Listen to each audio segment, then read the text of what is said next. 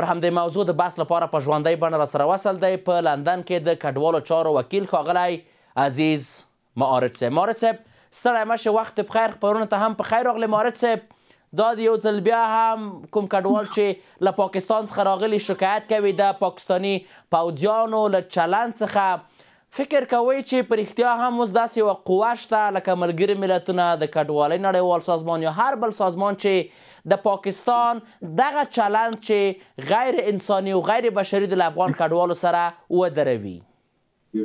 مننه جناب لالی صاحب، تاسو ته، تاسو خلیقي همکارانو ته، اورېدونکو لیدونکو سلام احترامات وړاندې کوم. ګورې په ډېره خواشینۍ سره دا لړۍ له څو کال را دې خوا را روانه ده، تقریبا 2 کالونه زیاته شوه. اما نړیوال ټول اصول، ټول ادارات په دې باندې چوپ دي. هېڅ یو اقدام د اصولو له مخې نه کوي. کنوانسیون د ویانا ده 1950 کال، دا ما بار بار ویلي، دغه پروتوکول د 1960 کال چې په دې کې، په دې قطعنامه کې، په دې په اصولو کې راغلي دي که کډوال ویستل کېږي شرایط لري، غیر له جرایم و نه غیر له بعض نورو مسایلو نه، که چیرې دوی کیس نه اخیستل کېږي یا دوی غیر قانوني دي، هلته بیا مطبوع هیواد سره مشوره کېږي، د ډیپورت مسله د یونیسیار یا ایوم سره کومک کوي، پیسې ورکول کېږي، سهولتو ته جوړېږي. او یا دا که ویستل کېږي داسې د وطن کډوال په دې نوم نه وي تللي چې هلته کډوال سي، یو د وطن یو بحران راغلی، یو ناورین راغلی منځته، یو مشکل راغلی، طبي آفات دي، یو خواته ځي، بیرته یې دوی راتګ په تدریجي ډول او په داوطلبانه شکل باندې ده، نه په دې ډول باندې چې په زور، شکنجه، په بې عزتۍ، په سپکاوۍ، په فشار، په وهلو، په ټکولو، چې دلته دا نړیوال اصول دا نه مني. څنګه اعلامیه د حقوق بشر 1940 کال ده، هغه په سرحد د حقوق د بشر نه دفاع کوي. هیڅوک اصالت یا فزیکي په چا باندې وار ګزار، دقه کول، ټیله کول، مثلا باطل ورته وایي، دا باید ونه سي. حتی تحقیرآمیزې خبرې، د تعویض خبرې هم نه ملګرو ملتونو سازمان پرېږدي، نه بشر حقوق پرېږدي، نه مثلا د خپله کنوانسیون د کډوالو په چارو کې دا اجازه ورکوي. اما پاکستان په بېرحمانه توګه دا ټول کړنې ترسره کوي، هېڅ نړیوال دوی ته څه نه وایي. نو بنا دوی ته پکار 2 شیان ډېر جدي دي باید سره وسي، ځکه دا د فشار نه استفاده کوي. کله چې نړیوال په پاکستان فشار راوړي، یا ملامت سي، یا خپلو وګړو ته یا وګړي ورپسې راپورته سي، دا دغه برنامه دې خواته کوي، فشار په کډوالو باندې راوړي، خپل ځان دپاره فرصت جوړوي او په خلکو باندې په کډوالو بیچاره باندې ظلم کوي. او داسې نه داسې ټول راوباسي. شتمن خلک، هغه خلک چې دوی سال ته څه پانګونه یې کړې ده یا له دوی له ادارو سره رابطه لري، هغه په خپل ځای پاتې لري، په عزت په ګاډو کې ګرځي، آرام راحت خپل جایداد په هر څه پراپرټي هر څه لري. نو بنا 2 شی پکار دي. یو، افغانستان امارت اسلامي چارواکي باید زر ته زر د یونما له طریقې، یونما دفتر په افغانستان کې فعال ده، سیاسي دفتر یې فعال ده، دوی ته باید فورا یو احتجاجیه، یو اعتراضیه مکتوب ورکړي چې دوی ریفر کړي، مثلا ویلي رجعت ورکړي خپل مربوطه ادارې ته، ځکه یونما یوازینی دفتر ده په افغانستان کې چې دا د افغانستان اړیکې له ملګرو ملتونو سازمان او د نورو نړیوالو ادارو سره وصلوي. دوی ته باید فورا په جدي توګه باندې مکتوب ورکړي، نامه ورکړي، باید ورته یادداشت ورته ولیږل سي او شکایت وسي چې دې کار ده. دوی باید خپل پروسس وکړي او دا باید تعقیب سي، دا باید وڅېړل سي چې ولې دوی څه وکړل، څه ونه کړه، او پایله یې بېرته وزارت خارجې ته باید ورکړي او د کډوالو چارو وزارت ته دوی سره باید ناسته وسي، دوی باید راسي سره کینی، هم د کډوالو استازي، هم د وزارت خارجې، چې ولې داسې کړنې ترسره کېږي. دویمه خبره عمده دا ده چې د امارت اسلامي چارواکي باید زر ته زر او تدابیر ونیسي، ځکه دا لړۍ دوام لري او فشار د ظلم د زیاتۍ ده. خپلې هڅې باید ټولې دې ته معطوف کړي چې دغه یو وسیله د فشار، لکه څنګه سوداګري چې بنده اوس ګورو چې سوداګرو نه نیولې تر چارواکو پورې، تر خلکو پورې بغارې او چغې پورته شولې. دوی هر څه خراب شوله، دوی تاوان وکړه، افغانستان فایده وکړه، بدیل لارې پیدا کړه.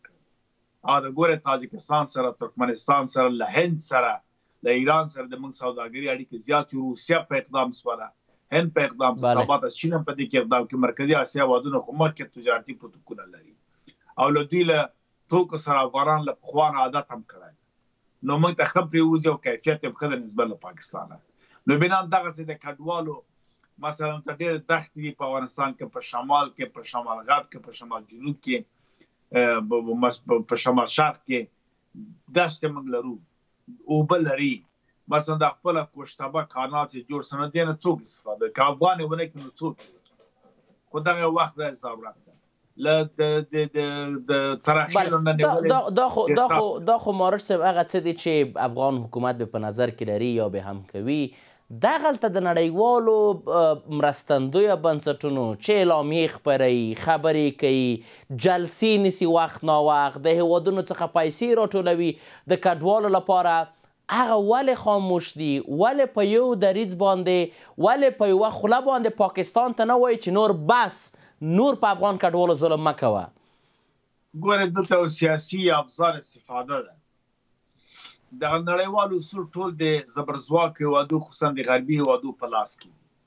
دوی جوړ کړي د خپلو موخو اهدافو دپاره، دوی بودیجه ورکوي، دوی مخې ته بیایي. ادارات تشکیلات هم دوی په لاس کې دي، جوړولو، کمولو، زیاتول، مشران دوی ټاکي. پاکستان د دوی یو ایالت ده.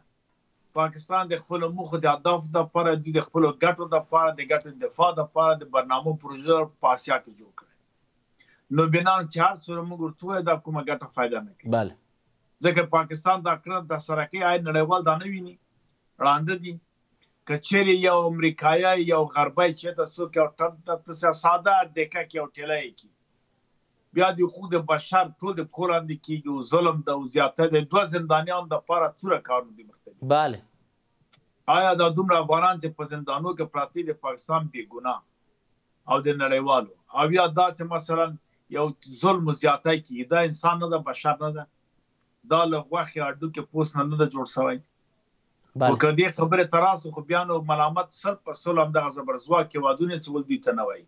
ادارات خو خیر دغه زبرځواک هېوادونه، دغه پوښتنه غواړم ډېر په لنډو کې راته ځواب راکړئ. دغه زبرځواک هېوادونه خو صحیح غرب کوم چې دی، بلاک امریکا، جمع اروپا او دغه روسیې چې موږ په رسمیت پیژندلی یو، ترڅنګ چین، نور ډېری هېوادونه چې په شرق بلاک کې دي او د غرب بلاک سره پالیسۍ هم په ټکر کې دي، دغه ولې خاموش دي مارج صاحب؟ چین خو ډېره ملاحظه کوي چې WTO نه مثلا د ورلد ارګنایزیشن ټریټمنټ ادارې نه چین په دې شکل، روسیه ولې چوپ ده؟